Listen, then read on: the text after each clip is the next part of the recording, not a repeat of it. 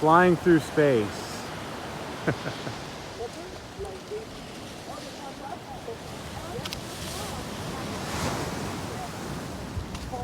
Flying through space.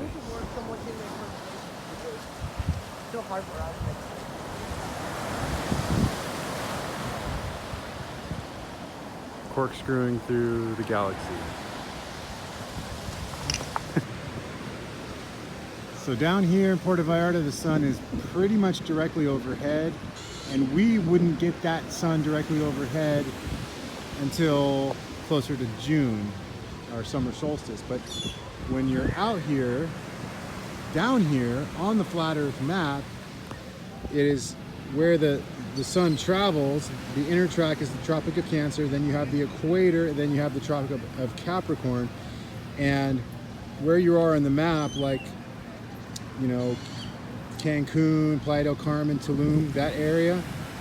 When we visited Chichen Itza, I remember our guide saying that the gods chose Chichen Itza because that place gets the most sun year round. It's always nearest the equator, that middle track of the sun.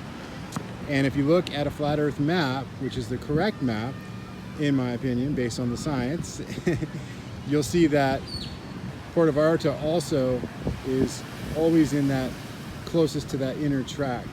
So where it's at now, it's coming in from the outside track toward the inner track. So the sun is coming in from the Tropic of Capricorn towards the equator, and the sun won't get directly overhead for us in Northern California, which is a little bit up here on the map, until like closer to the summer solstice. But down here on the map is where these places are, down here in Mexico, and so that sun's going to appear more overhead even when it's closer to the Tropic of Capricorn this time of year.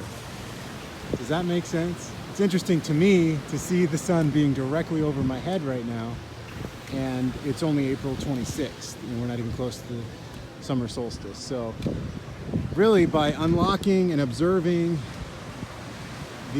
unlocking the flat Earth map and observing, you'll see how it all makes sense and it all clicks. And then you'll see how everything else, you know, large bodies of water always find a level, you know, the horizons are always level. You'll see there's no curve. The flat Earth map is the real map. And it's fucking lovely. Okay, this is a good map here, so you can visualize the path of the sun. You know, a lot of native cultures were studying the path of the sun and built their architecture and temples to align with them. So what I was talking about was basically when it's summer in the northern hemisphere, this is where the sun is on the summer solstice.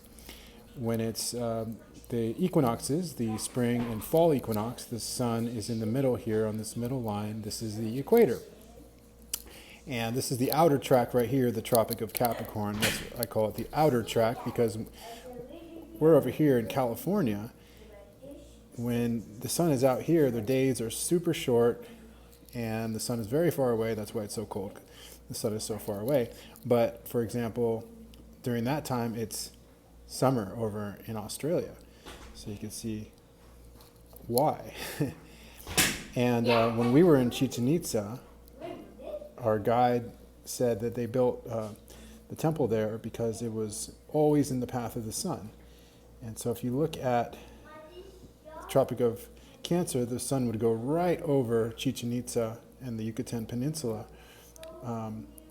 when, you know, obviously when it's on the inner track for summer, and then it would still be, even when it was on the outer track, it'd be very, very close to it. So that's actually a great spot, and that's why they said that the reptilian gods liked that location, because they like the sun. Anyway, so where we're at now, we're down here in Mexico, and I would say right about there is where we are, okay? And in the video that I did, I showed you how the sun was directly overhead. Now that makes perfect sense because we're getting closer to the summer solstice, so the sun would pretty much be right overhead. Again, summer solstice being this Tropic of Cancer on the inside track. And so the path of the sun now is probably like right there, directly overhead. And that's why there's a 2-hour time difference from here to where we are Pacific Coast time. So this is, when it's, let's say 6 a.m. in the morning here, it's only going to be 4 a.m. there because the sun has reached here first on its track. And then a couple hours later, it'll be 6 o'clock for this out here. And that's essentially the sun rise that you see from the east. It's coming up from the east. And so this is why the sun was directly overhead in that video.